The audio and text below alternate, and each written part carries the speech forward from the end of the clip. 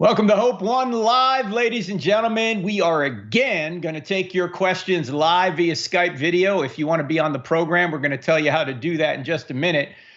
And after Jorge explains how you can be on this program, I'm going to talk a little bit about how the cancel culture cancels happiness and how you will never be happy by trying to cancel other people. But in any event, let me bring on the great Jorge Gill, because he's going to show you how you can join me and him live on video tonight on this live stream. Jorge, tell them how they can be on. Frank, it's pretty simple. We do this every week at 7:30 p.m. Eastern here at the Hope One Show. And what I'm going to do is I'm going to go to my main camera, my main chat right here.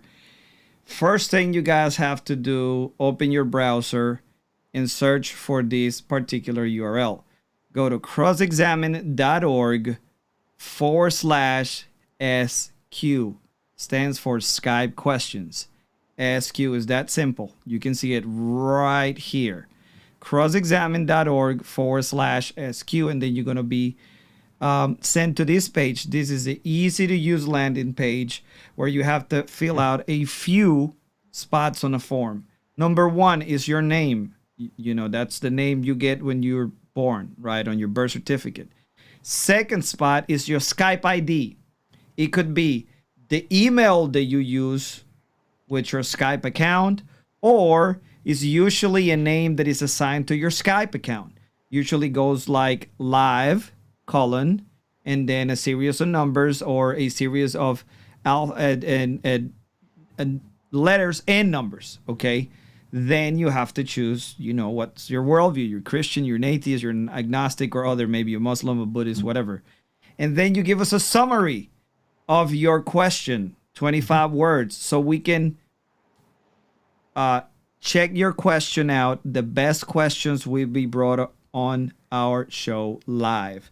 Now, one thing that you have to understand is that you need to have, if you're using your laptop, that's be a vertical view of the camera, but a horizontal view of the camera. But if you are using your mobile device, you got to make sure that the view that you're getting is a horizontal, a vertical view. No, a horizontal view, excuse me. So you have to have your phone like this. And please, for the love of Jesus, have something like this that you can put your phone on somewhere so you can sit it there and it don't make us feel nauseous every time you move. Okay? Make sure you have something like that where you can sit your phone and it can be steady. So that's super simple. Step one, go to crossexamine.org/SQ, fill out the form, and then be ready. If you're selected, I will give you a set of instructions through Skype. Also, pay attention to the notifications on your Skype account, because as soon as I send you the notification, if I see that you're not responding, I'll move on to the next. All right? So again, first, fill out the form properly. Second, be looking out for the notification on Skype. 3, make sure that you come on the show live. And now, back to you, Frank. The great Jorge Gill. And also, if you would, shut off your sound on YouTube once or Facebook, wherever you're calling in from, or Skype, actually. Cut off your sound because there's a bit of a delay. And when you come on, if you're trying to listen to YouTube or Facebook or Instagram while you're live on with us, we're all going to get confused. So you just got to shut off the sound for that. So we're going to get to your questions here in about 15 minutes. Call in now, or I should say, go to that website, crossexamine.org/SQ for Skype question. Put all that stuff in right now. So we'll have you in the queue when it's time to go for Q&A. We'll also pull some questions off of the chat. And while we're waiting to bring somebody live on video, I'll try and get to some of the questions on the chat. I want to talk a little bit before we get to your questions about the cancel culture. Now, when you think about the cancel culture, what are some of the words or descriptions that you think about? Well, for me, I think about words like rash. Like if somebody says something that somebody else disagrees with, there's no investigation, there's no trial, There's no sober, let's look at the facts. It's you're toast, you're done. We're just going to speed right into this. I also think of the word hostile. And it's just immediate condemnation, no matter what is said. Judgmental is another word. You probably think of that as well. People are just so judgmental on social media that if you don't say what they want you to say, or you say something that they don't want you to say, they're going to judge you. No trial. I mean, I know how people rightfully have been upset in the past about church heresy trials. Well, at least there was a trial. There's no trial in the cancel culture, right? Boom, you're done. You're toast. Spiteful, envious. I think of words like divisive, because obviously it is divisive. It's unforgiving. There's no redemption in the cancel culture. Also, do you ever notice it's joyless? Joyless. I mean, you could be mad at somebody for what they say, try and cancel them, but you're no happier over that. It's joyless. It's graceless. It's bullying. For people who say they're trying to fight bullying, the people who are trying to cancel other people can be the biggest bullies out there. It's also, as you know, intolerant. I've noticed the people who say,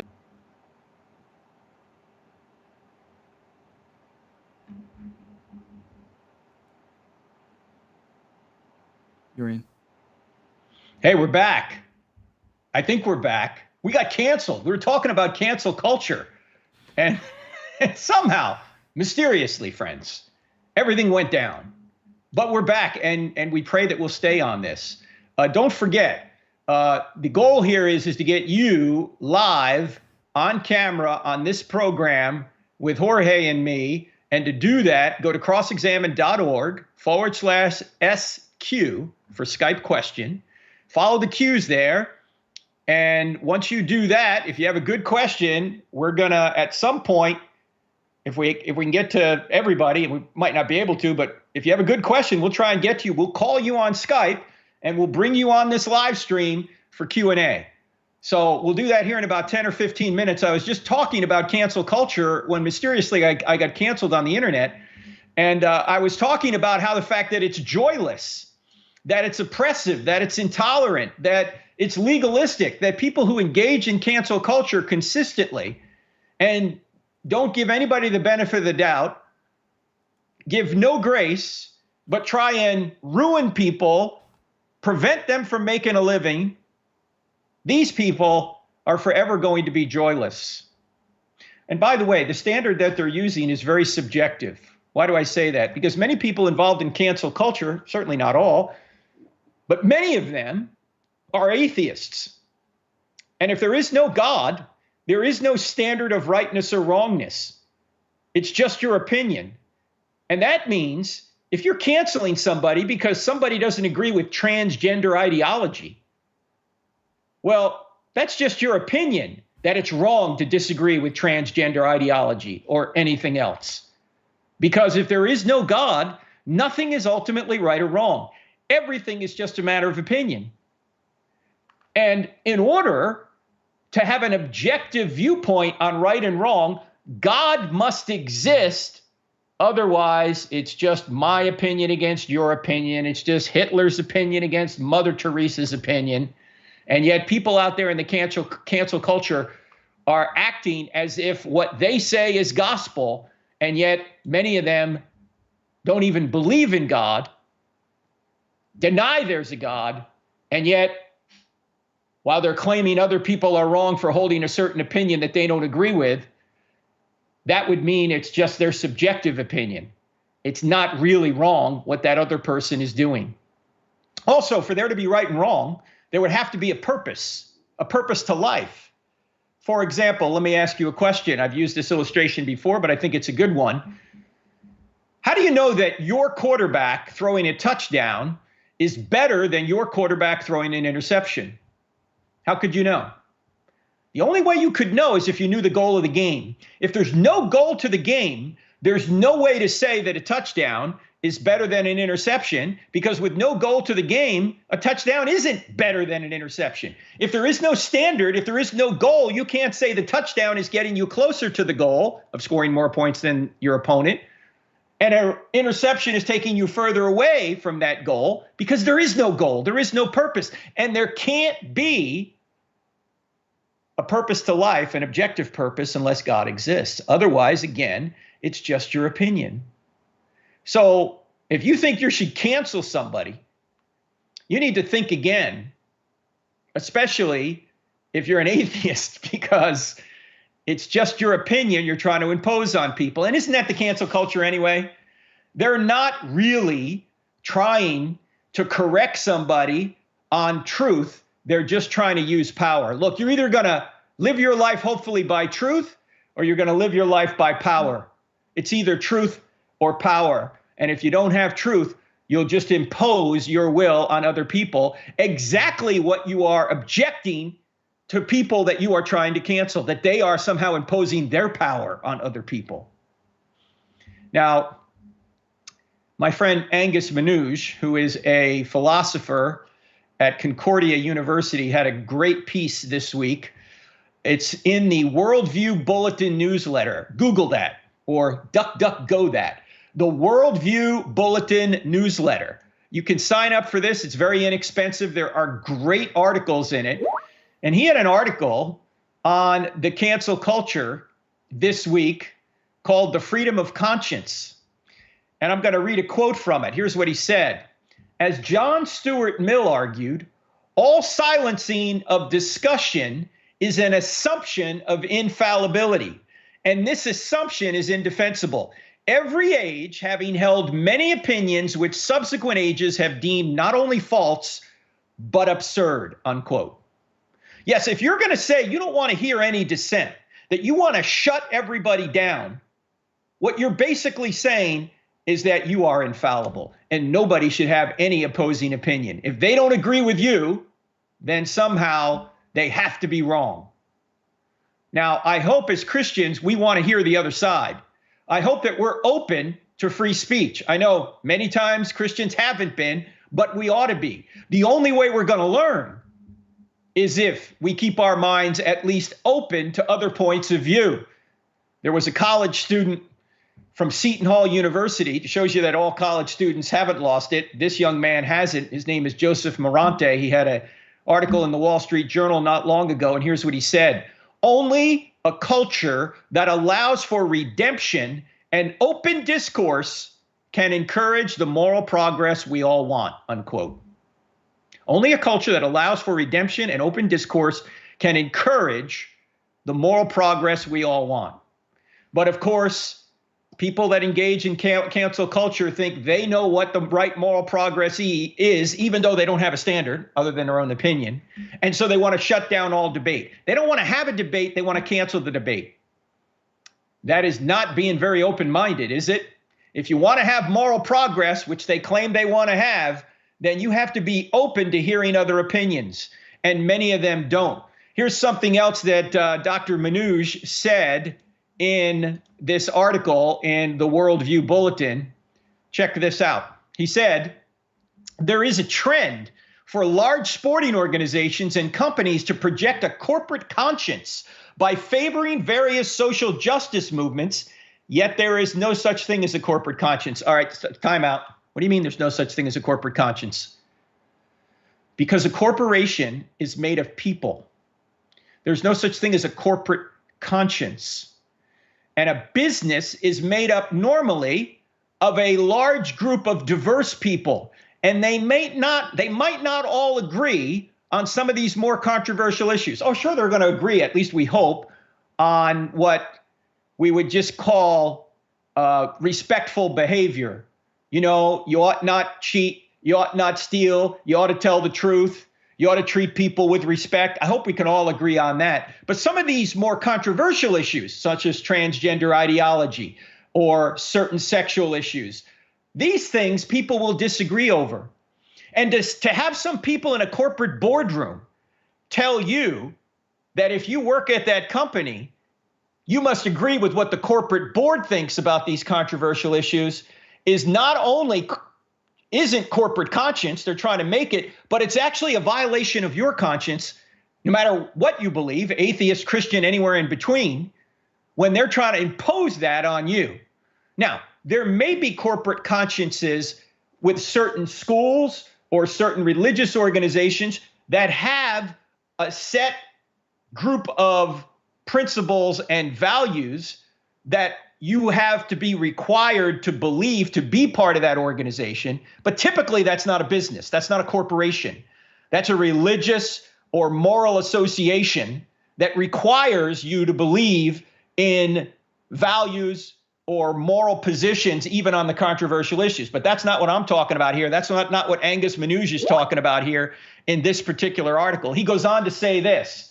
He says, there's no such thing as a corporate conscience. In reality, some powerful people are overriding the conscience of many athletes, employees, fans, and customers that happen to disagree. This profoundly disrespects the dignity of these dissenters by making a choice for them against their conscientious objection, unquote. Yes, this is what's going on. People are trying to say that if you want to work here, or if in some cases you even want to do business with us, you have to agree with us, regardless of any conscientious objection you might have, on these very controversial issues. That is a violation of the employee's conscience. That is a violation of the vendor's conscience. Why, by the way, why are you making that a requirement for working at that company? Why are you making that a requirement for working with that company? Are any of those things necessary for employees to be good employees? Why are you saying that certain political positions have to be held by your employees, especially these controversial ones? Why is that? Does it have anything to do with productivity in the workplace? For those of you that don't know, 10 years ago, I was canceled before it was vogue to cancel people. In 2011, I was working for Cisco and Bank of America as a vendor. I was doing leadership training, sales training, team building, that kind of thing. And in one of the classes that I taught at Cisco, a man who was in my leadership class had Googled my name and discovered I had written a book called Correct, Not Politically Correct, How Same-Sex Marriage Hurts Everyone. Well, he immediately he identified as a homosexual himself. He immediately called the HR director and said, hey, Frank can't work here because he doesn't agree with same-sex marriage. Now, keep in mind, this was actually 4 years before the Supreme Court imposed same-sex marriage on the entire nation. And he said to the HR director, he can't work here. And actually, he liked the class I was teaching. And of course, the topic of same-sex marriage had nothing to do with the course. It's nothing I ever brought up in my training. Yet he said that I couldn't work here. Well, ladies and gentlemen, I was fired that afternoon. Nobody asked me a question. Nobody said a word except you can't work here because you wrote this. And so at the time, the CEO of Cisco was a man by the name of John Chambers. And in 2008, he had headed or had been a part of the McCain for California or California for McCain presidential campaign. He was on that association there, on that group of people who were supporting McCain for president in 2008. And as you know, McCain was in the United States Navy. Senator McCain was. And so I wrote John Chambers a letter. I sent it FedEx right to his office. I said, dear Mr. Chambers, my name is Frank Turek. I used to serve in the United States Navy. I've been doing work for your company for many years. I always got very favorable reviews from the employees that took my courses. But recently, I was fired from your company because I wrote a book on same-sex marriage. And my position on same-sex marriage is the same position that Senator John McCain held. Are you qualified to be working at Cisco? Well, I got a phone call that day. And the attorney said, what do you want? And I said, well, I don't really want anything other than call the dogs off other Christians or other people that say disagree with this political position. Because look, I work with everybody. I don't care what their sexual orientation is or their political outlook is. I treat everyone like they're made in the image of God. I will work with them. Are you saying that other people can't work with me? Well, it turns out they set me up with a phone call to a lady who is the head of inclusion, tolerance, and diversity. And I asked her to define those terms. What is inclusion, tolerance, and diversity? And she could not give me a clear definition.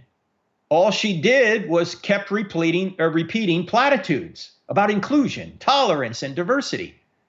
And she couldn't really figure out why I was upset that I was excluded and not tolerated for holding a diverse view in the name of inclusion, tolerance, and diversity. And so the meeting really did not go very well. And so we went public with it. I wrote a column called Sex at Work. Now, do not Google that. Do not Google sex at work, okay? You'll get into trouble. Go to crossexamine.org, go to our blog page. In the search engine, type in sex at work. And you will find the article that explains really what happened. And the question I'm asking is, why are corporations talking about sex at work? What's the point? Are we supposed to have sex at work?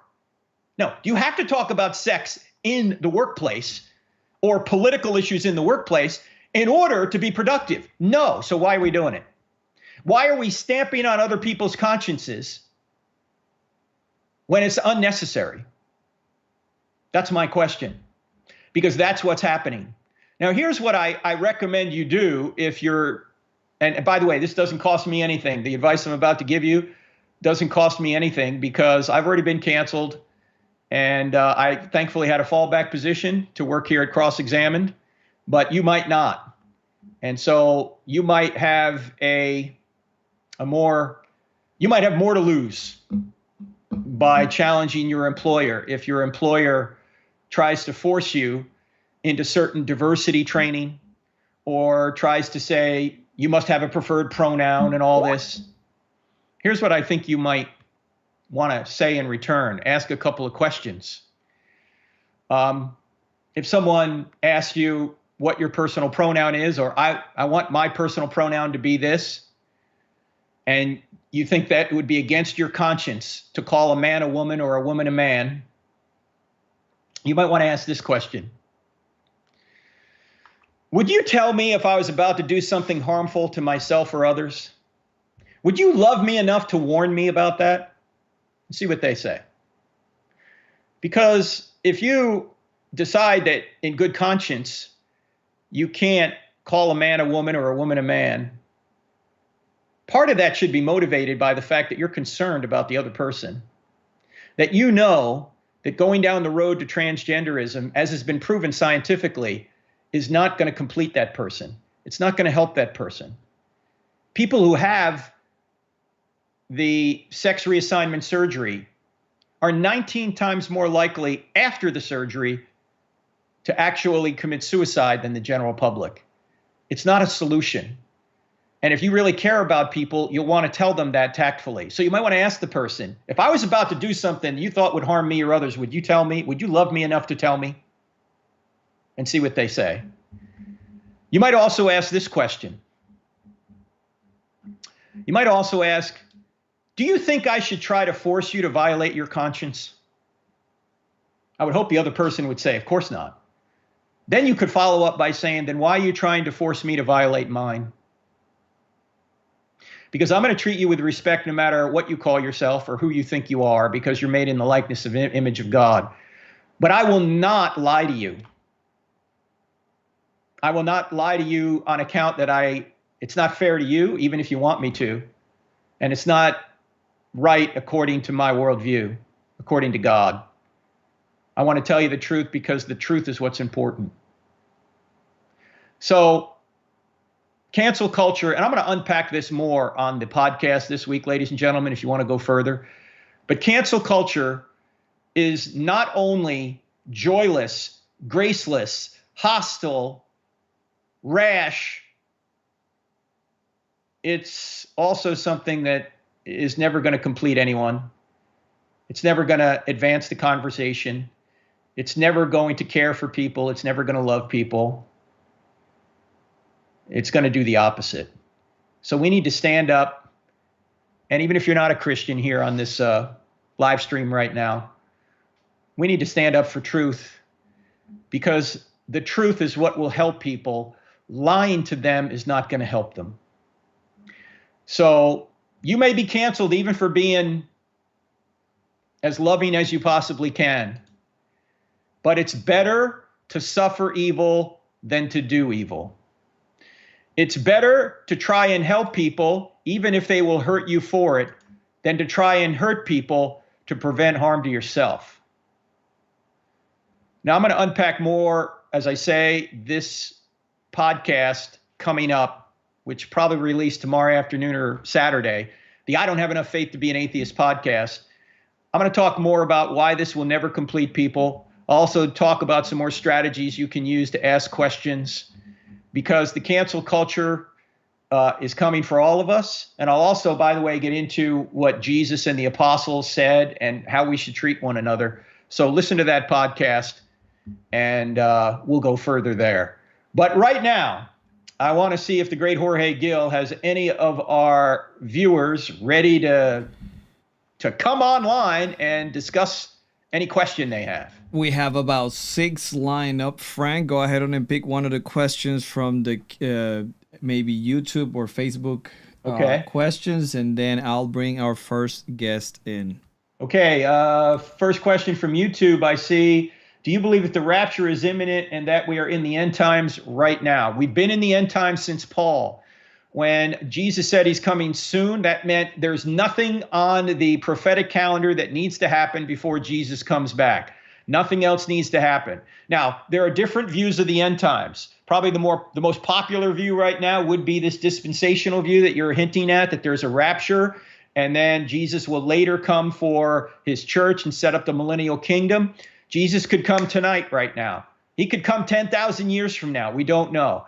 The signs that you see, at least as I understand it, the signs that you see about wars and rumors and wars and earthquakes and all this, even on that view, are signs that happen when you're already inside the tribulation.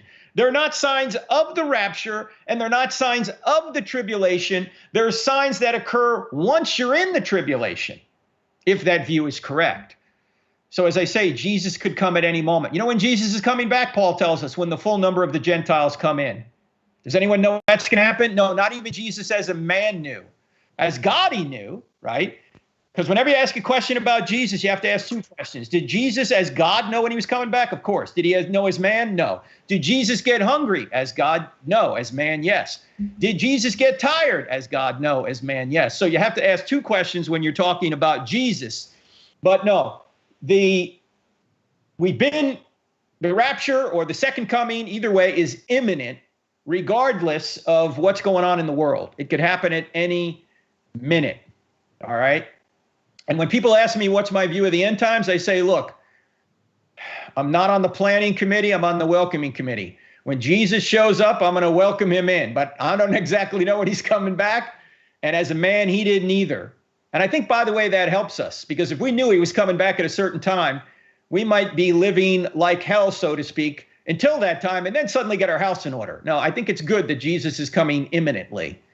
So I'm on the welcoming committee, not the planning committee. When he shows up, I'll just welcome him.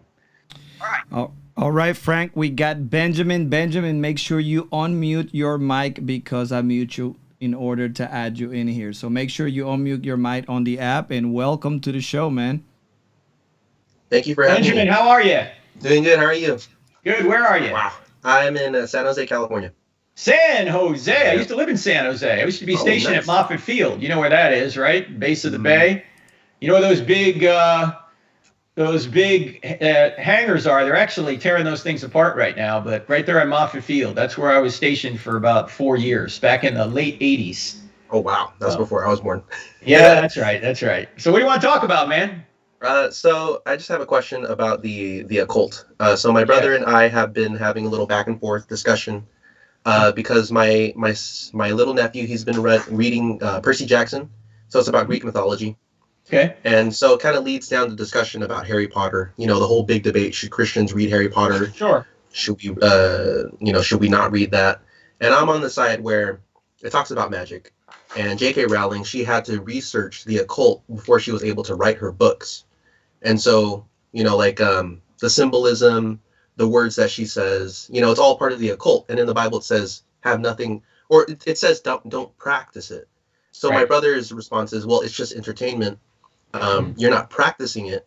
So, like it doesn't say don't be entertained, but it does say don't practice it. So I want to know what your stance is. Like, my other nephews, they do anime, but it glorifies demons. It doesn't glorify it, but it glamorizes demons. They're the good guys taking out the other bad demons, or you have the good witches in Disney taking out the bad witches. And in the Bible it says, woe to those who call evil good and good evil. And so we're kind of calling evil good if we're portraying them as good characters or protagonists in these types of shows. And I just want to know what your thoughts are. Yeah, now obviously Christians are going to disagree over this, but I'll give you my view on it. And I think, it might depend on the child, right? I think every parent needs to explain to his or her child what is real, what is good, what is bad. Obviously, you've got to train your child. And I don't think you want to completely inoculate, or I should say insulate your kids from everything. You want to inoculate them, all right?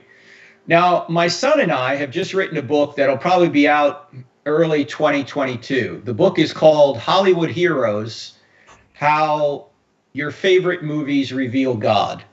And what I'm about to say, Benjamin, is maybe a little over the top, but I think it's true.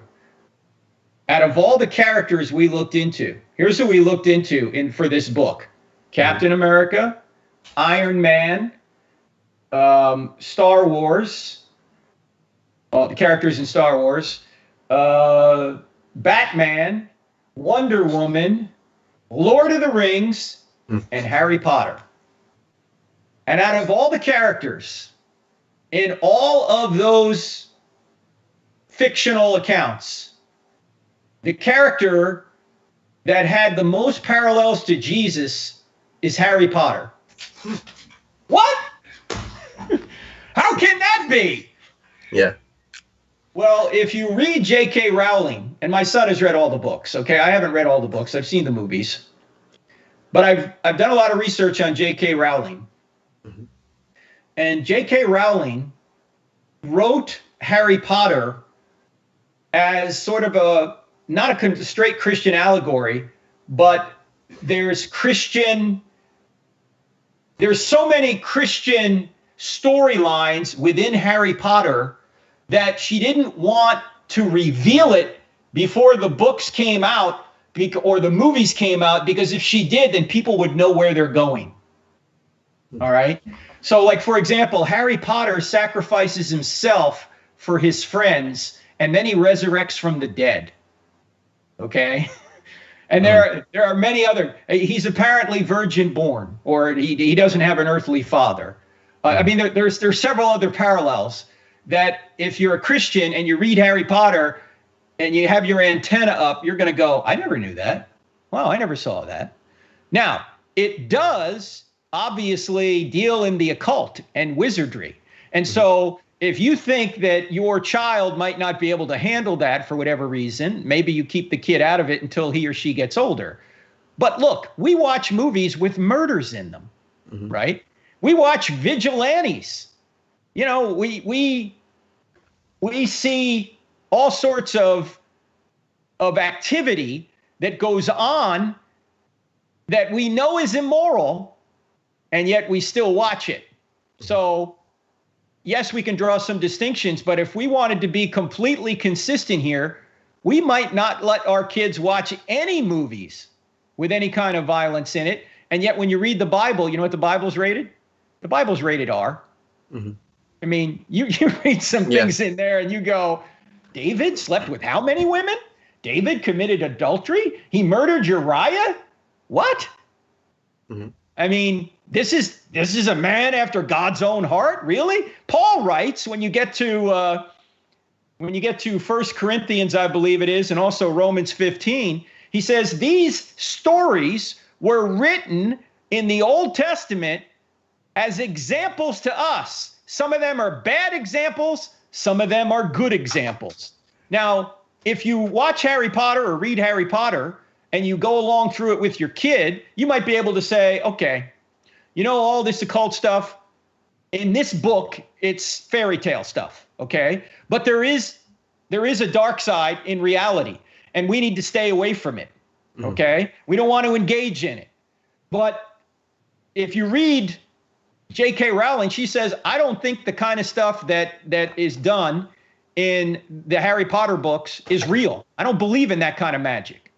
Okay? I mean, we don't see people zipping around on broomsticks, right? Or casting potions on people, that kind of thing. Yet, and if you read what she says about it, she says, this is really Harry, who is it? Harry, Ron, and Hermione in those stories. They're the three kind of protagonists. Their real battle, it's not really a battle about magic. It's not really a battle about the occult. It's really a battle about human nature. That's what it really is.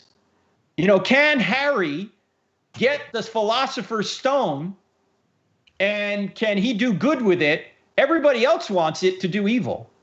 Can he resist? It's sort of like Lord of the Rings in that sense. You know, in Lord of the Rings, whoever gets the ring, man, just can't handle the temptation. And Tolkien wrote that. He was a devout Catholic. He wrote that. He didn't want it to be a Christian allegory. It wasn't one character directly related to a real Christian character. But if you read Lord of the Rings, you know there's Christianity all through that. There are these themes. And so, again, I think Christians can disagree over this Harry Potter issue. Personally, my kids loved it, and they're Christians. You know, they're not involved in the occult. They read, they got into it. We explained to them that obviously divination is not something we do, not something we want to get involved in. So for them, it's worked out. And in fact, it's now worked out into a book. Yeah. Thank you. All right. Good question, Ben. Thanks. Thanks for being a part of this. Thank you for having me. Let me pull another question off of the feed as Jorge, you're about to bring somebody else in. Let's see. How do we validate someone's outrage or offense without losing ground or sacrificing truth, says Zane. I don't know if I understand the question completely, but I think what you always need to do is you need to ask questions rather than make statements. If somebody's trying to cancel you, or if somebody is calling you names, you know, someone calls you a bigot. You don't say, no, I'm not a bigot. You say, what do you mean by bigotry? As soon as the person tries to define bigotry, they're going to be in trouble. Why? Well, you don't agree with me. Well, you don't agree with me. Does that make you a bigot? Right? Or you don't agree with LGBTQ political goals. Well, you don't agree with the conservative political goals. So does that make you a bigot? Right? No. As soon as they try and define it, they're going to be in trouble. So ask questions. What do you mean by that? How'd you come to that conclusion? So I think you ought to ask questions rather than make statements. That would be very, very helpful. Okay, I'm looking at another one before we go to our next video question. Mark says, what about that new equality law? Did they say God doesn't belong in our government? Well, that was just Gerald Nadler. He is a congressman from New York. He happened to say that on the House floor a couple of months ago. But the new equality law, I speak about a couple of times on our YouTube channel because I was interviewed on it, and we've put the sections of that interview up on our YouTube channel. But the bottom line is the Equality Act is not equality at all. What it's going to do is give an advantage to 3% of the population at the expense of 97% of the population. Let me just explain why very briefly, and there's videos on this on our website. Suppose you're in a company and they have to downsize for whatever reason. And there's a group, obviously, of heterosexuals in the company and a group of LGBTQ in the company. If they have to downsize, all other things being equal, who are they going to get rid of? The LGBTQ people or John and Jane Doe? They're going to have a tendency to get rid of John and Jane Doe. Why? Because John and Jane Doe don't have an Equality Act. John and Jane Doe can't bring a costly lawsuit against the company for discrimination. Or if they can, it's going to be much harder to prove than the LGBTQ people with the Equality Act. And so what's going to happen is 3% of the population is suddenly going to have an advantage over 97% of the population. And that, my friends, is not equality. That's inequality. It also is going to take away aspects of religious freedom and a freedom of conscience. Should your corporation tell you what you have to believe about these controversial issues in order to work there? No, obviously not. Yet that's what this Equality Act will cement in law. So it's not something I think we ought to support. It's something we ought not. And by the way, there should be no compromise on this. I hear some Christians saying, oh, well, let's have exemptions for Christian organizations. No way. That doesn't help people. You know what that helps? That might help the pastor at your church, but it doesn't help any of the Christians in your church. Oh, okay, so your pastor doesn't have to adhere to this, but every congregant does. What good is that? All you're doing is selling out your congregation so you don't have to have your conscience violated. No, that's not a solution. This thing needs to be defeated. And it should be defeated because it's unfair. And by the way, it's really a solution looking for a problem. Why? Because do the LGBTQ people have trouble in corporate America getting work? Of course not. They're the darlings of corporate America. They run corporate America, as I found out 10 years ago. In fact, let me just ask you this question. Are you more apt to get in trouble in corporate America if you're for same-sex marriage or against it? I rest my case. All right. Let's go to our next questioner. Who could that be? The great Jorge. We got David speaker, and he needs to turn his mic on, and we'll bring him in. David, I'll turn you off so you can get ready so you can turn it on, and welcome to the show, bro. All right. Can you guys hear me okay, Frank? I got you, David. How are you? Where are you? I am living in Dayton, Ohio. Dayton, Ohio, right near Wright Yes, sir. State University. Am I correct? That is correct. That is correct. Yes, sir. I was there probably 7-8 years ago. And that's, what's the Air Force Base there? Is it Wright Air Force Base? Yep, Wright-Patt Air Force Base. Wright-Patt, right? Yeah, Wright-Patterson. Yep. All right, cool, man. Well, what do you want to talk about? All right. So I have been a youth pastor for about 2 years.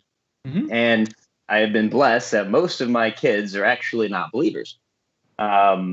So lately, we have been talking about the book of Romans, and we've been going through it. So my question is, my kids have a lot of questions. So if we're going to talk to them about how the Christian worldview is true and that Christianity is truth, where would you suggest that I start?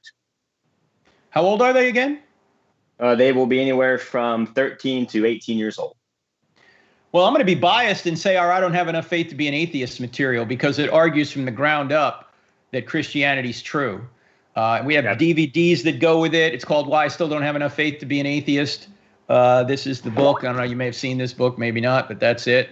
On our website, on our website, we have a DVD set that can help you. We have workbooks that you can get for them, and you get the teacher's workbook, so you can be real snotty when they get the wrong answer and go, no, that's not the right answer. You know, it's all on our website if you want to check that out. We also, what we can do if the kids are remote, we can turn that into a turnkey course for you, meaning that we can set you up as the instructor and everybody can take the course online at their leisure. And then you can come back and discuss it either via Zoom or in person. So just go to our website, crossexamine.org, and either click on store if you want the DVDs or click on online courses if you want us to set up an online portal for you so you can actually teach the course remotely, or kids can look at it during the week, and when they come to you on Sunday or Wednesday, whenever you do it, whenever you meet together, then you can go further. Okay. All right. Awesome. Because we've been talking about, is there truth to morals? Is there a moral truth? Mm-hmm. And that has been the greatest conversation, because I've been sharing with them is, if the book of Romans is not true, then Christianity foundationally, because there has to be an argument behind morals and that there has to be a foundation. And I'm getting a lot of pushback. Naturally, they believe that morals comes from evolution, and it's all based on on cultural values, and that society has determined what morals are. And it's been a challenge, because this has really pushed me past my comfort level. I'm not much of an apologist. Okay, here's what you need to do. Next time somebody says that, are you in person with them? Yes, I am. Okay, as soon as somebody says that their relative or society determines it, or evolution gives it to us, you say, sit down, shut up, you have no right to your opinion. Now, what's the kid going to say? Well, what? I certainly do. No, you don't. I'm society in this class, and you don't have a right to your opinion. Whatever I decide goes. And by the way, give me your iPhone. It's mine now. What do you think the kid's going to say? They'll be dumbfounded. There's nothing you can say. No, that's not right. Of course it's not right. But the only way you know it's not right is because there's a standard of right outside of what I say, outside of what you say. See, people may not think stealing is wrong when they steal from someone else, but what do they say the second someone steals from them? Hey, something wrong here, right? You see, that morals only seem relative until somebody treats you immorally. Mm-hmm. In other words, we know right and wrong best by our reactions rather than our actions. Right? When we react to somebody wronging us, we go, oh, that's wrong, bro. You can't do that. Or is that just your opinion? Or is it really wrong? If it's really wrong, there's got to be a standard of really right beyond us. And that standard of really right only exists if God exists. Otherwise, it's just someone's opinion. So just treat the kids completely immorally and keep a straight face and see what they do. Because it's going to get contentious, right? Yeah, absolutely. And you can teach them that way. And you can also ask them, so if I were to, you might even ask them this. Does anyone have a dog that you really love? You got to bring their dog in, okay? If you bring your dog in, I'll sacrifice it in front of the classroom next week. You can't do that. And I'm going to juggle puppies too. All right? What are kids going to say? No, you can't do that. Why? Is it wrong? Or is it just your opinion that it's wrong? Right? Yeah. So there would be no way we could even judge the Nazis for being wrong if society determined rather than discovered what right and wrong is, right? If society's determined what right and wrong is, well, then you can't say the Nazis were any better or worse than the Allies, right? You can't say a murderer is better than a person that loves other people, or worse. It's not. There's no moral difference. Yeah. Now, in the book, I Don't Have Enough Faith to Be an Atheist, we go through a lot of the confusions that people have when they think morals are relative. Like, I'll just give you one, for example. They'll say, well, we used to burn witches. We don't do that anymore. Our morals have progressed. Well, that's just a confusion over the facts. Because when we did burn witches, what we thought erroneously was that witches were murderers, that they killed people with their incantations. And we still kill murderers today. We just don't think witches are murderers, right? But we mistakenly thought they were murderers, and that's why we had them killed. But today we don't think witches are murderers, so we don't kill them. It was actually a change of fact, not a change of value. Morals didn't change. The moral's the same today. We punish murderers. It's the same. The only question now is factually who's a murderer. That's what's changed. Okay, so we go through how those have changed, or the confusions people have when they think morals are relative in the book. So you can go through that as well. Does that make sense? Okay. And I will read the book. I've had it for years. I will read it. Yeah. Go read the chapter. It's called Mother Teresa versus Hitler. It's all on the moral argument. All right. Okay. All right. Thanks, Frank. Thanks a lot, David. See you. I'm glad you're bringing that. I'm glad he's bringing that up with the classes, with the young people there, because that's such an important issue. In fact, probably a majority, or I should say, well, no, it probably is a majority of young people, even in the Christian church, hardly believe that morals are objective. All right. Let me see. What other questions we might have. Terry Robertson asked the question, as a Christian, how do you feel about critical race theory? Sorry to be a stickler, but I don't feel anything about it. I think about it, Terry.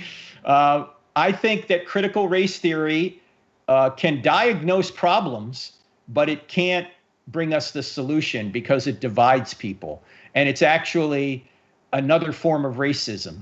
What critical race theory, or critical theory more broadly stated, says is that there are oppressor groups and oppressed groups.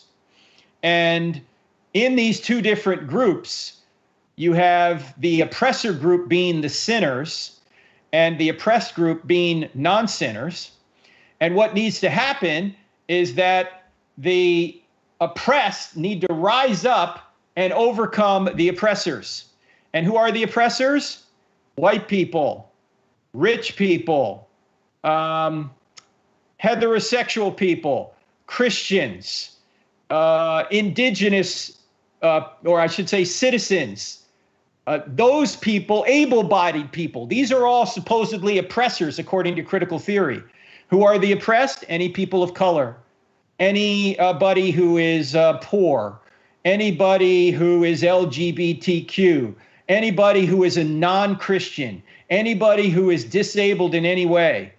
And what this does is it actually judges people by what identity group they're in, not on their individual behavior. So it's anti-Christian in that regard, because Paul said we're all one in Christ. And yet this group, the critical race theory or critical theory people, are trying to judge people by what group they're in, which is what racism is, rather than judging people on individual merit.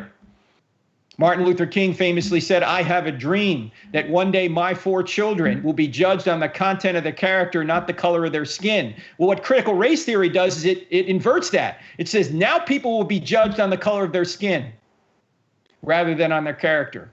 And it's obviously very divisive. I can't think of any more divisive kind of theory in our country than to say all people in these groups are evil, all people in these groups are good, and all the people who are in the good groups have to take resources from the people in the evil groups.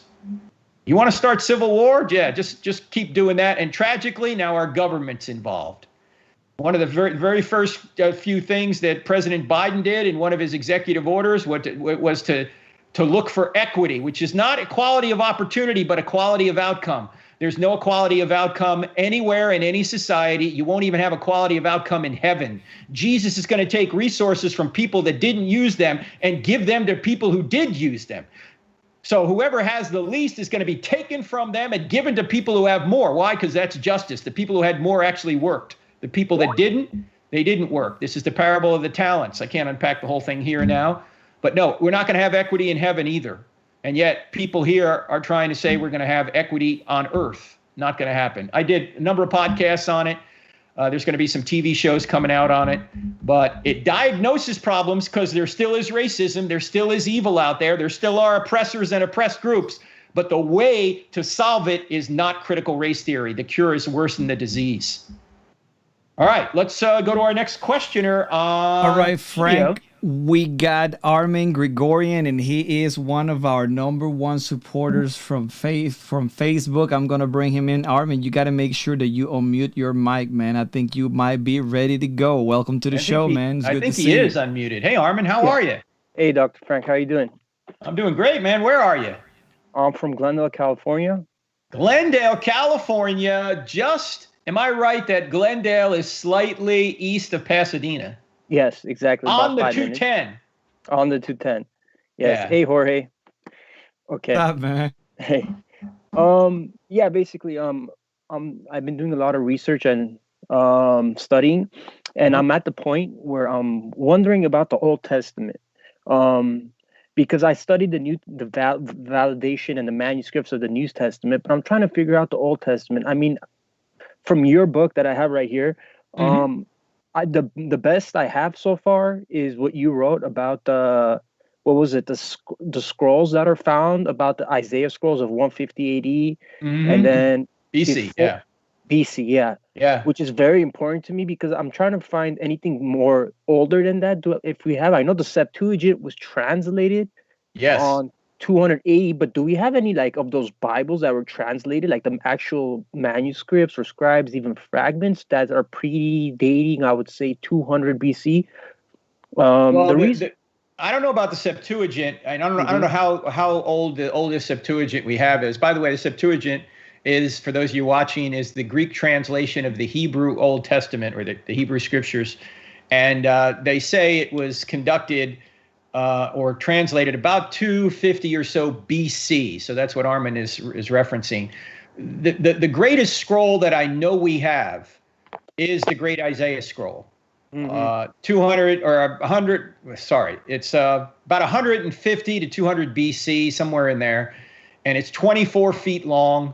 It's in the Shrine of the Book Museum in Jerusalem. If you ever get to go there, it's a circular museum where they have this thing in the center of the museum.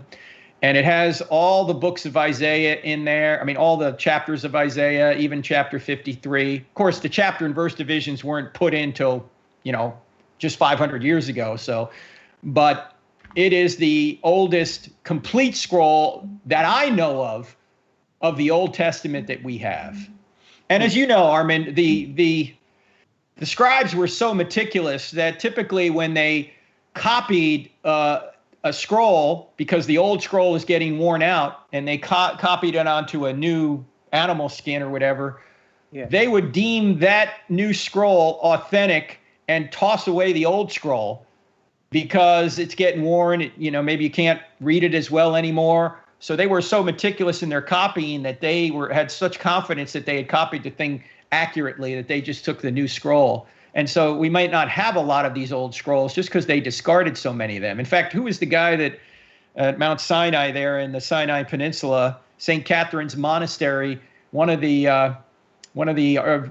name starts with a T. I can't think of his name right now. Tischendorf, something like that. And back in the 1800s, he goes up to the monastery up there, and the monks up there are about to burn all these old scrolls. And he's like, no, I want those. Because they said, hey, we got new copies. We don't need these anymore.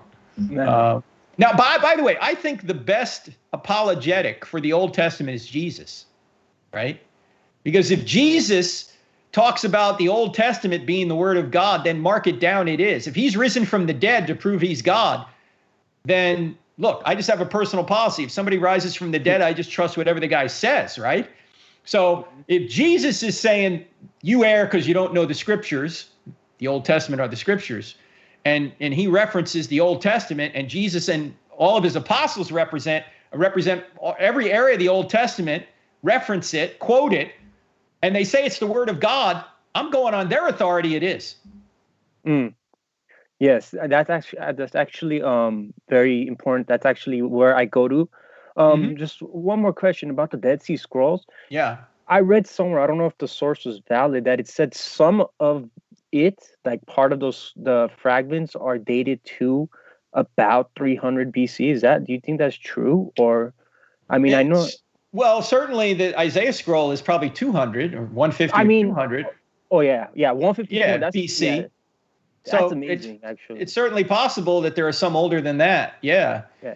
Those were put together, we think, by the Essenes, who were kind of a monastic group, went out in the desert to escape the Romans in 70 AD. And if you go to Israel today, Qumran is right on the Dead Sea. That's where they found all those. In fact, they just found a fragment of a scroll recently, like in the past few months in another cave. I heard about it. What was it about? They found a very interesting fragment. Oh, yeah, it was more about the Dead Sea Scrolls, and it was just fragments, I think so. I don't know. Yeah. I mean, they're still finding stuff out there, and all this stuff began in like 1947. They're still finding them. And the Essenes hid those things out there for future generations. And it's so dry in that area that they've survived that long. It's amazing. That's amazing. Yeah, great book, by the way. I'm doing a lot of studying on it. Well, thanks, Armin. There's another book on the. I'm looking at my shelf back here. There's another book, Reliability of the Old Testament, by Kenneth Kitchen. You may want to look into that. Reliability of the Old Testament by Kenneth. I think it's Kenneth Kitchen. I know his last name is Kitchen, just like what you have in your house. Yeah, Kenneth Kitchen. Yeah. Check by him the out. way, I'm Yeah. reading Titus Kennedy's archaeological finding book. I'm on chapter 40. Oh my God, the proof for David's the tablet with David, and it even mentions the King Jeroboam and stuff on it. That's amazing. That to me is just that evidence right there is amazing. We gotta give Titus a round of applause. Yeah, there you go. That's right, for Titus. That's for By the Titus. way, that's an amazing that You really guys who are watching right now, you got to go back maybe almost a year ago now to the show we had with Titus Kennedy on evidence for the Exodus from Egypt. Yeah. And he discovered some of it. Titus Kennedy's an archaeologist, and he's out there with the Discovery Institute. He's the real deal, and he's got a new book out. What's the name of the book again? The Bible Unearthed, something like that? Unearthing the Bible, right on the screen. The Bible. Yeah, we had him on for that too. So there it is, right there. Titus Kennedy. Yeah, you want to check that out, guys. All right. Thanks. So much. Thanks, Armin. Thank Appreciate you you so much, being on, man. All right. God bless. Have a good day. Later, Jorge. Bye, man.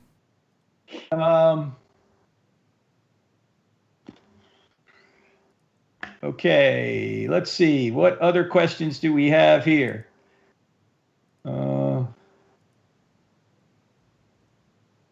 Let's see. How to best explain God's Trinity? I have a Muslim friend asking about it. Well, let me ask you this. I think you might want to ask the question, how does love exist if God is strictly monotheistic, that there's no plurality in the Godhead? How does love exist? You couldn't have eternal love if there's no one to love. But in the Trinity, where you have three persons in one divine essence, think of a triangle, you can have a lover, a loved one, and a spirit of love from all eternity. How can you have love if God is just one person, strictly monotheistic and nothing else exists? There is no love. So the Trinity is actually something that solves problems rather than creates problems. It's not a contradiction to say you have three persons in one divine essence. That's not three gods. That's three persons in one God. Just like you have three corners of a triangle, but you still have one triangle. So there are books written that you can get that deal with the Trinity. I want to say that one that's very good, I haven't had a chance to read it myself, but I've heard about it. The last name I want to say is Reeves, and people have raved about that book on the Trinity. So you may want to check that out. The best book, if you're talking to a Muslim, however, and I've been told this by a Muslim apologist, in other words, a guy that witnesses to Muslims, is this book by my co-author, Dr. Norman Geisler. It's called Answering Islam. Now, Geisler wrote that with Abdul Salib. That's a pseudonym for a former Muslim who came from a predominantly Muslim country. Abdul Salib means, I think, servant of the cross. And so that book, and there's an entire chapter in that book on the Trinity that I think would be very helpful if you're witnessing to a Muslim. The other place you can go if you want to deal with Muslim apologetics is go over to David Wood's YouTube channel called Acts 17 Apologetics. Acts 17 Apologetics. And while you're there, look up the Quranic Dilemma. The Quranic Dilemma.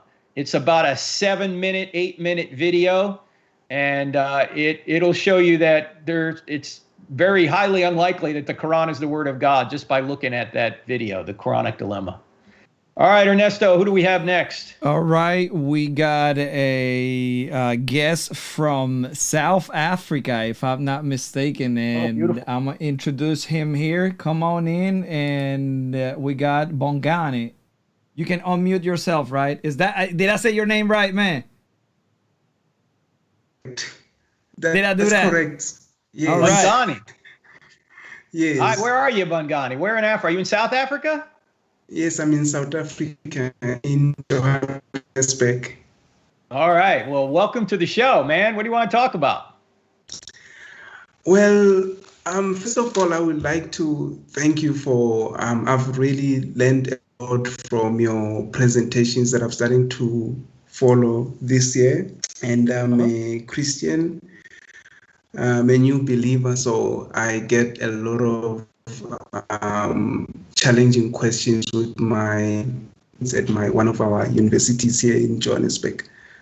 So one of the questions that one of the arguments that they always use is, well, we can't really trust Christianity because it's a religion that came with Europeans and all those things with slavery and all the mistreatments that Africans received with respect to Europeans. And so I wanted to ask, how do you respond to that?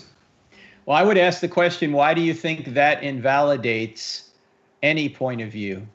Because in logic, this is what we call the genetic fallacy.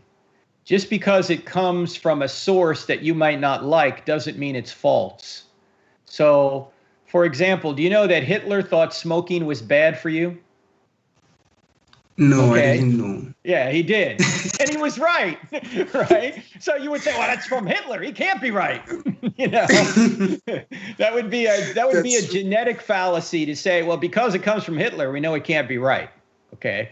But secondly, I would say, why do you think Christianity came from Europe? Because it didn't. Christianity came from Jerusalem. Okay. It came from the Jews. I think we're losing him a little bit. Yeah, Bangani, we're kind of losing you, but go ahead. Go ahead. And well, like, hello, can you hear me now? I can now. Go ahead. All right. So one last question is, well, another point they always bring is that, well, Africans were worshiping. We had our own African religion, which is with respect to ancestors and stuff. So they say, well, we can't just, well, actually today I was having an argument and they were saying, well, we do believe in God, but then we also rely or depend on ancestors to guide us. So to me, I don't know, how do you also tackle that issue as well? We believe in God, and what was the other part of that?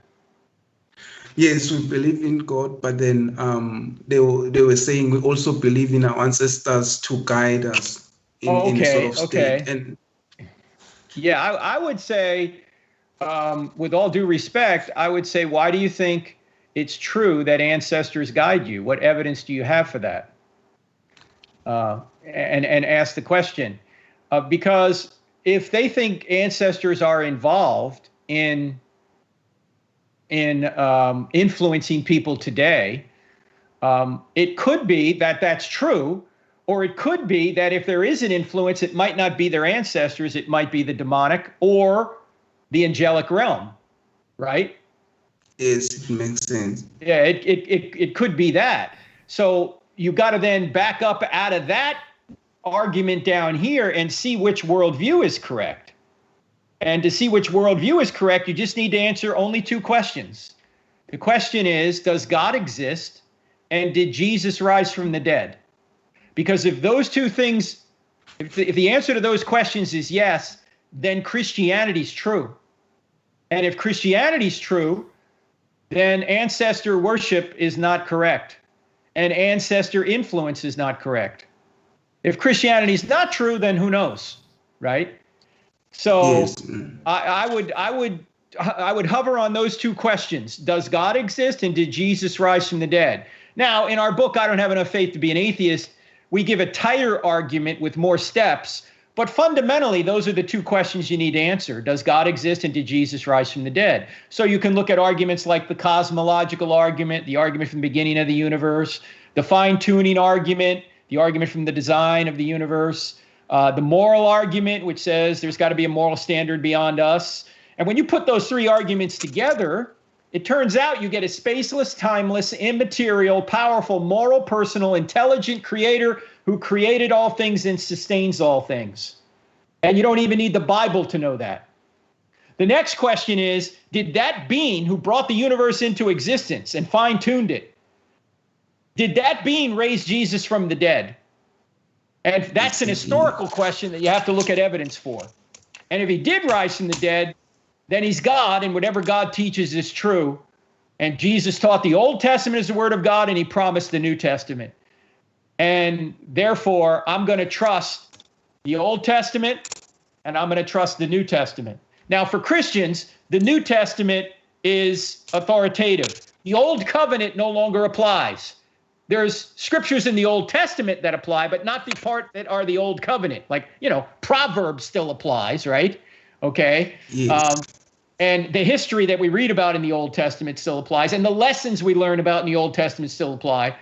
But our marching orders come from the New Testament, so to speak. Does that make sense? Yes, it makes sense. And for one who would like to, get a hold of your book, I don't have enough faith to be an essence. I don't know the title very well. How do you, from South Africa, for instance, how do we courier it? You have Amazon.com in South Africa? Yes, we do. Bam! You got it then. You can download it right now. You get Kindle probably. You can get it right there. If Amazon is there, then we're there. Oh, okay. Yeah, that's probably the easiest way of getting it. Right. All right. Thank you. All right. Thank you so much for calling in. By the way, what time is it there right now? It's let's see. It's to 3 a.m. You need to go back to bed, man. Now everyone knows he's wearing a coat because it's winter in South Africa. That's why he's wearing the coat. Get that? Yes. All right, brother. Thank you so much. We'll see you next time. Well, that's fun. All the way from South Africa. Who did we have last time, Jorge? We had somebody from. Yeah, we have another person from South Africa, if I'm not mistaken. Yeah. Yeah. Well, no. Last time it was like Ivory Coast or something. Something like that. Yeah. Ivory Coast. Yeah, that's right. Yeah. All right. Let's see.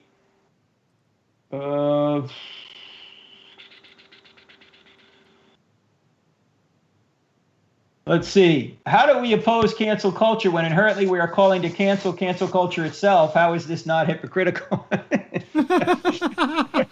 That's good. Well, that's good. What you're doing is you're canceling evil. That's what you're doing. You're canceling people doing evil. You should oppose people doing evil to other people.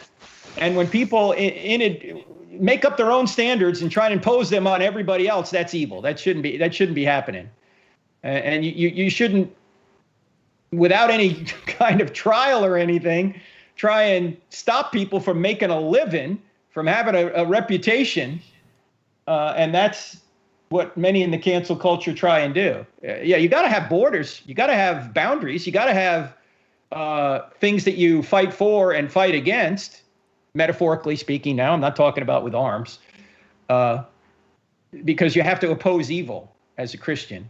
And you oppose evil in order to help people and in order to bring God's kingdom in.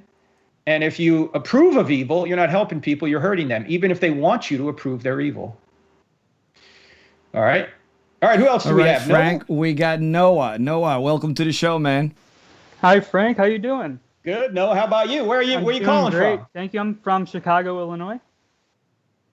The Windy City. Yeah, not too bad today, though, surprisingly. Oh, well, I'm sure the best month, in my opinion, in the United States is May. Certainly it is here in Charlotte, because it's long days, not too hot, beautiful weather.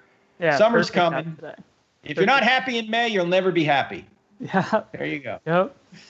All right, what do you want to talk about? Alrighty, so I have an agnostic friend he's open to religion and everything when he's given the evidence. So I kind of brought up Christianity to him, and when bringing up Christianity, I brought in the resurrection of Jesus because that's an important thing.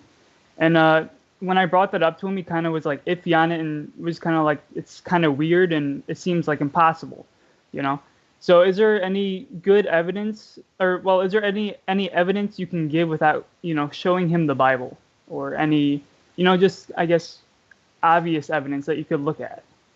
Nope, you just got to take it on faith. Yeah. No. And when I'm explaining it to him, is there any good steps? Should I go straight to the resurrection, or is there certain steps you should take? Yeah, I think before you get to the resurrection, you got to ask him this question. If Christianity were true, would you become a Christian? Mm-hmm. See what he says. Okay. Or you might ask, if Jesus rose from the dead to prove he was God, would you follow him? Okay. See what he says. Mm-hmm. Okay. Because you could spend all day till you're blue in the face explaining to him evidence. And if he doesn't want it to be true, doesn't matter what you say.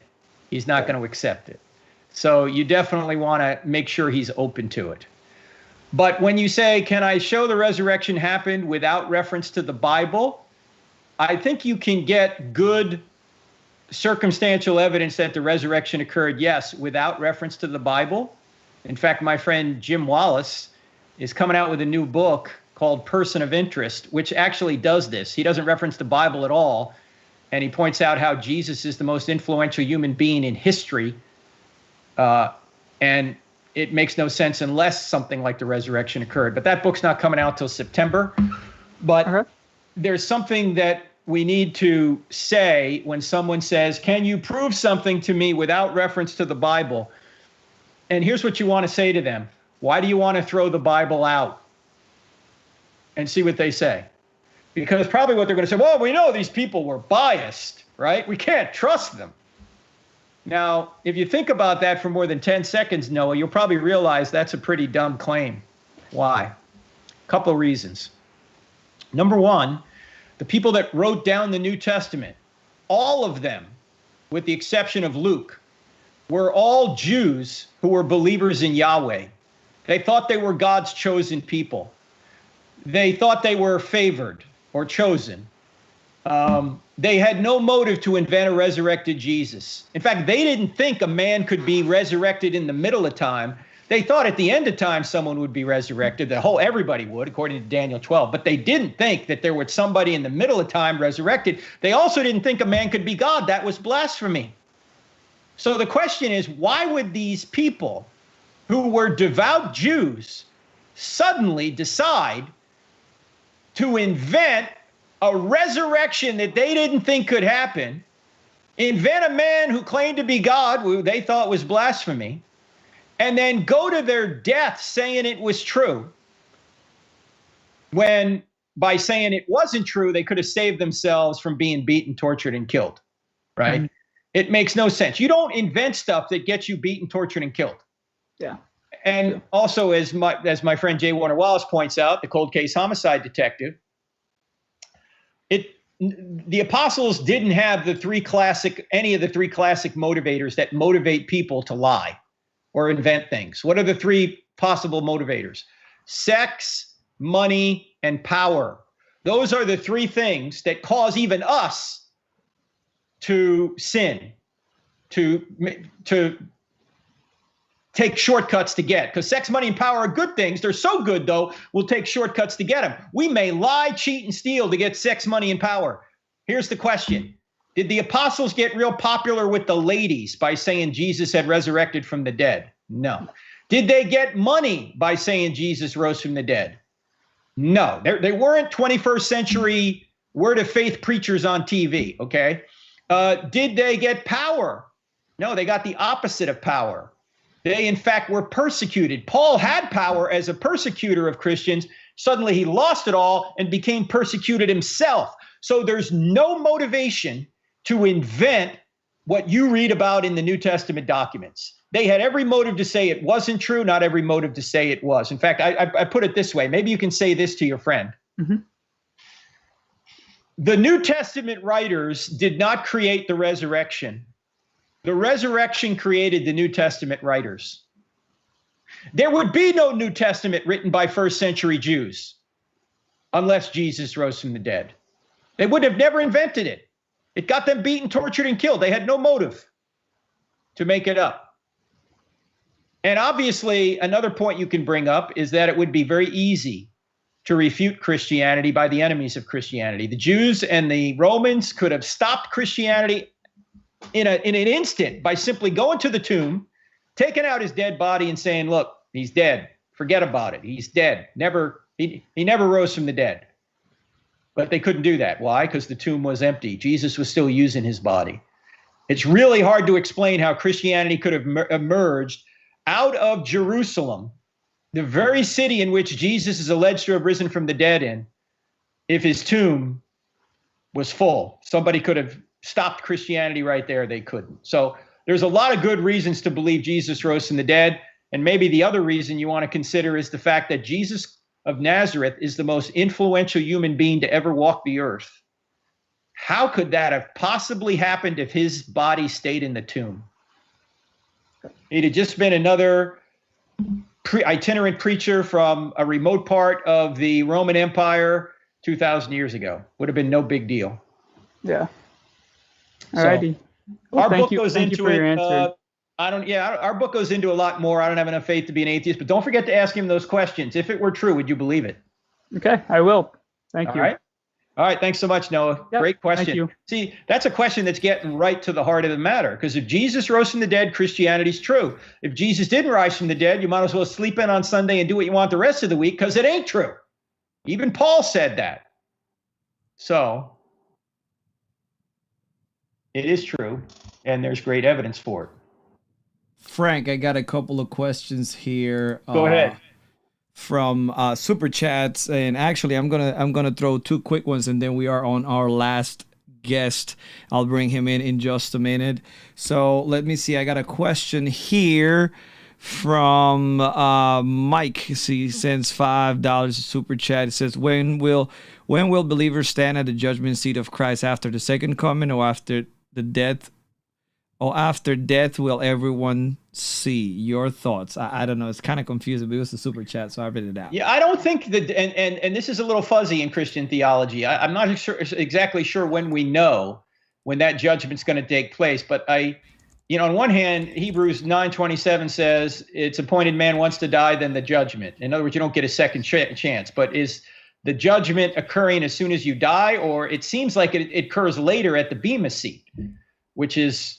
So right now, people who are Christians and have died are absent from the body, present with the Lord. Okay, so they're in a spiritual state with the Lord.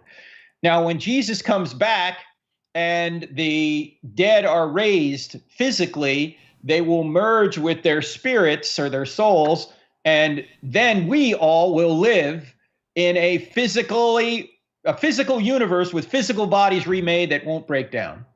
So heaven ultimately is going to be a physical place. All right, so and I'll leave when the all last. that occurs is a question. Go ahead. I'll leave the last one for the last super chat for the end, and now we have Vin Diesel, not Vin Kane. It's not Vin Diesel. I thought it was Vin Diesel, but he has too much hair. Hey Vin, what's happening? You just got to unmute your mic. There you go. Go ahead. Can you see me all good? Because I'm on. Yeah, I can see you. Can hear you. Where are you? All right, I'm Staten Island, New York. Staten Island, forget about it. Yeah. I've been in Staten Island a lot. Usually I've ran the New York City Marathon 3 times. It starts in Staten Island, starts at the Verrazano Bridge right there. Yeah. And they get us out of Staten Island quickly. So you grew up there. What do you have? Is that a Kent State? What is that? Kansas State. Oh, Kansas State. All right.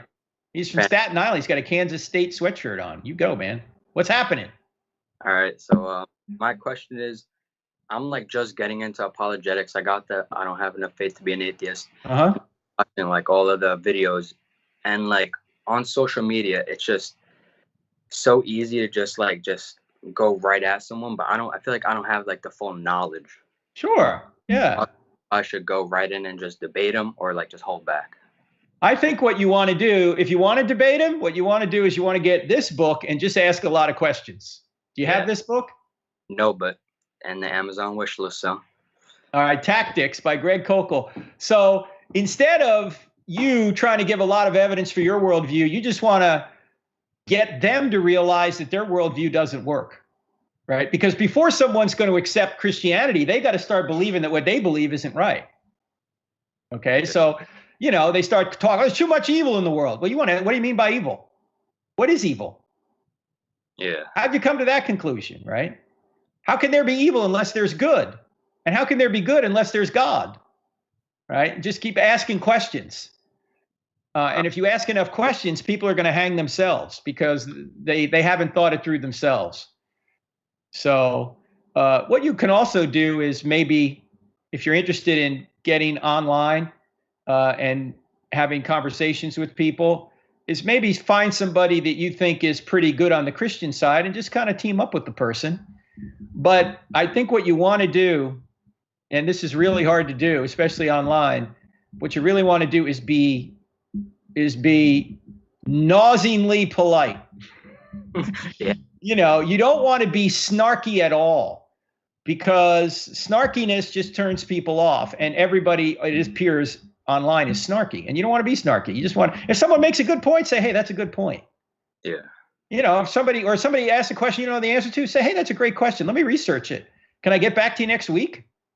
Yeah. You know, you don't have to have nobody has all the answers, right? Yeah. Just say, you know, it's a great question. Let me look into it. And just be really, really polite. If you're really polite, things will be fine. All right. And if people get snarky with you and they don't want to listen to you, then just move on to somebody else. Yeah. But remember the question, if Christianity were true, would you become a Christian? Yeah. Many people who are arguing from the atheistic side online are not open. They're not open at all. They're trying to justify the decision they made to reject God, and they're looking for ways to do that. And one of the ways they think they can do that is by trying to baffle Christians. Yeah. But just because I'm stupid doesn't mean God doesn't exist. Right? So, but yeah, just take it slow and read some books. Get the, I hope you have the Atheist book. Get the Tactics book by Greg Koukl. Check out our YouTube videos and Facebook videos on how we answer questions. Normally, when we try and answer a question, when I say we, people that me and others that do this, is a lot of times we try and ask a question about the assumption behind the question. Like, you know, if people say, well, there's too much evil in the world, what do you mean by evil? You're asking a question about the point they're making. Or if they say that such and such is wrong, you got to say, well, how do you know it's wrong? And why is it wrong? By what standard is it wrong? What standard are you using to say it's wrong? And see what they say. Right. So just kind of addressing or challenging the assumption behind the question, I think, is really necessary when people are challenging Christianity, because so often the assumptions go unquestioned. I see this all the time among the atheists. You know, they say, well, Christians are wrong because of, you know, the evil God in the Old Testament. Time out. What do you mean by evil? Why do you think that's wrong? I mean, you're now stealing a standard from God and you're arguing against him? You said there was no God. Because if there's no God, nothing in the Old Testament's wrong. And if there is a God, then he might have reasons for doing what he did in the Old Testament. Right? So anyway, and those are some things that you got to look into. Yeah. And then one more question, kind of bouncing off. You know, like I was like a few months ago, I was like just a lukewarm, like just all in the world. But how would I go about like spreading the gospel to like family and friends? Because like I'm young and my parents don't want to hear it. You know, I'm their child. So like I don't know how to go about it, you know, because basically everybody, you know, I like talk to and friends with, they're all lukewarm as well. So like, how would I really go about that? I think the best way is how you behave, obviously, and by asking questions. Hey, Dad, if Christianity really were true, if Jesus really rose from the dead, and the purpose of life was to know him and make him known, would you follow him? And see what he says. Yeah. Right? Just ask questions. Don't make statements. Mm-hmm.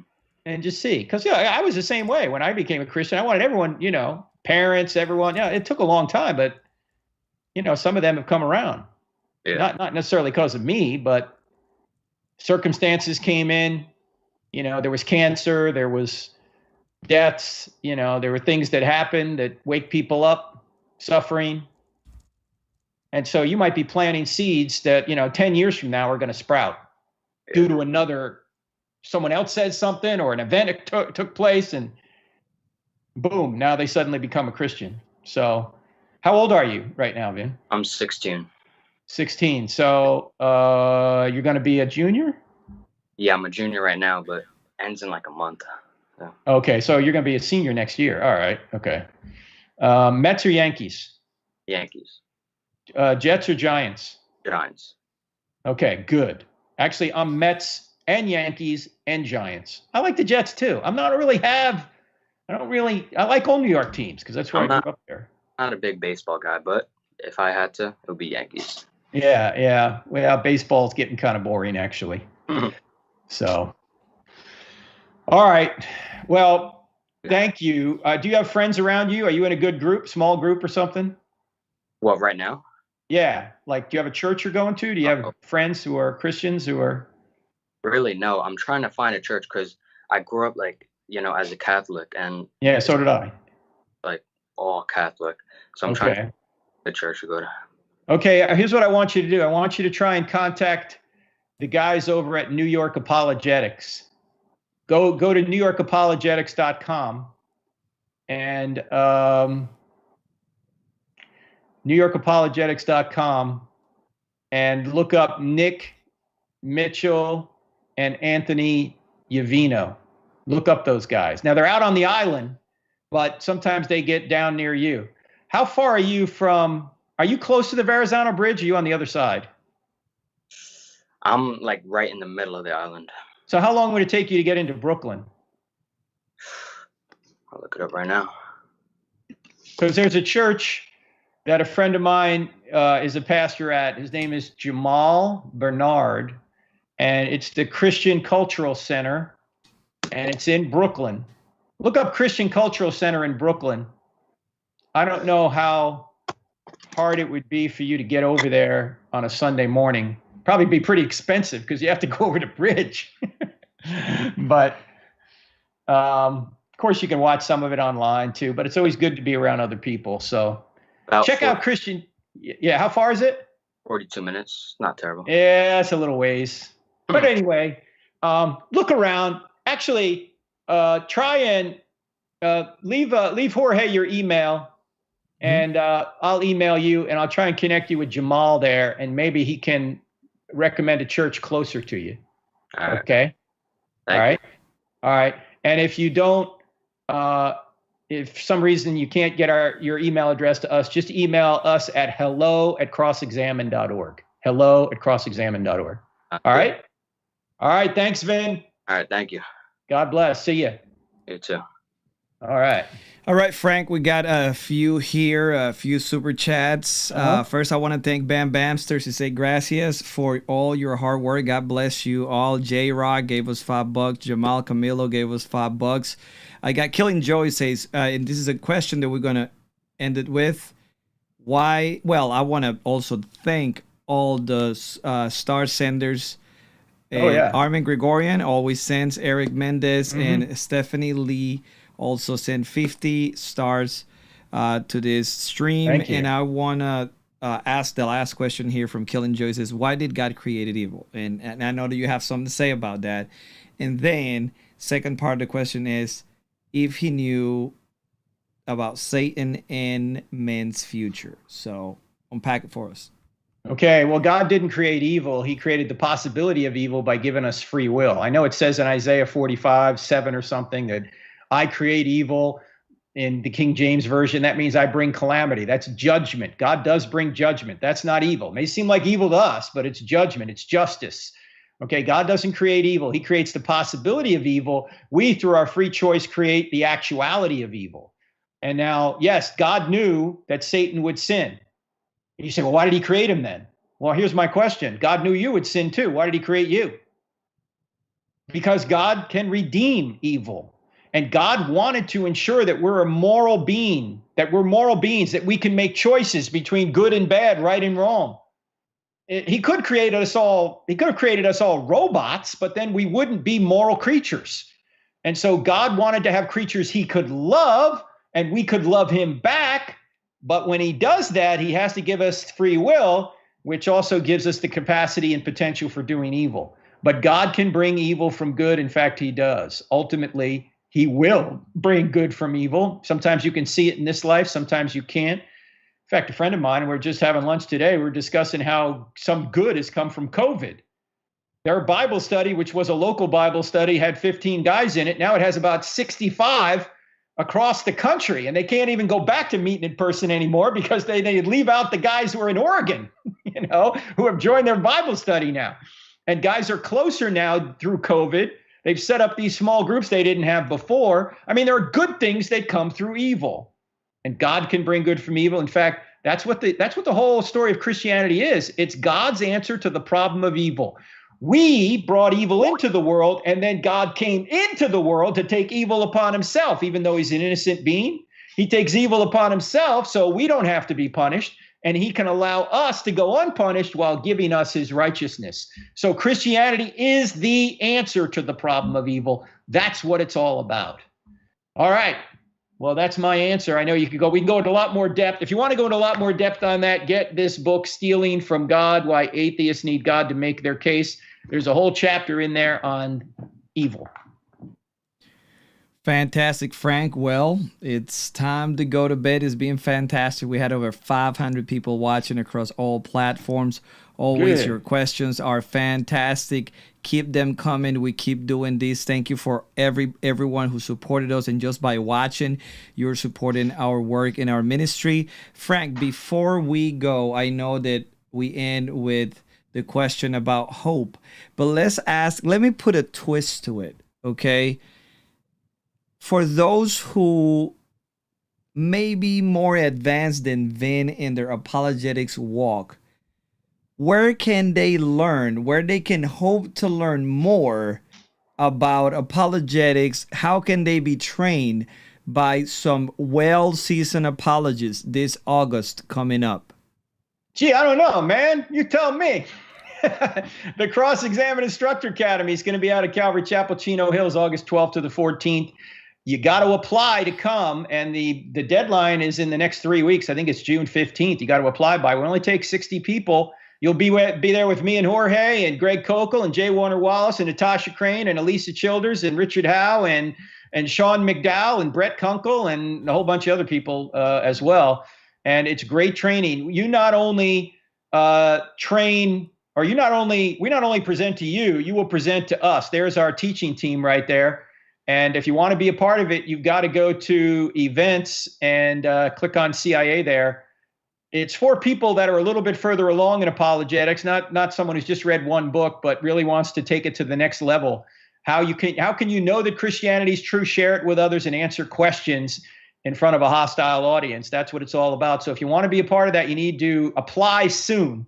Also, I want to point out that Jorge right here is about to teach the I Don't Have Enough Faith to Be an Atheist class in Espanol. You can get into that. If you want the Spanish version, it's going to be starting next week. Monday, and this Sunday, I'll be down in Tupelo, Mississippi at Hope Church. So anyone down there at Tupelo, love to see you. And next week, we're going to be back here again. We might have a guest next week. We'll see. If not, we'll just take your questions again. Keep doing it. It's fun, and it's definitely something that we want to continue to help you. Thank you for your support. God bless. Lord see you next week. God bless you guys.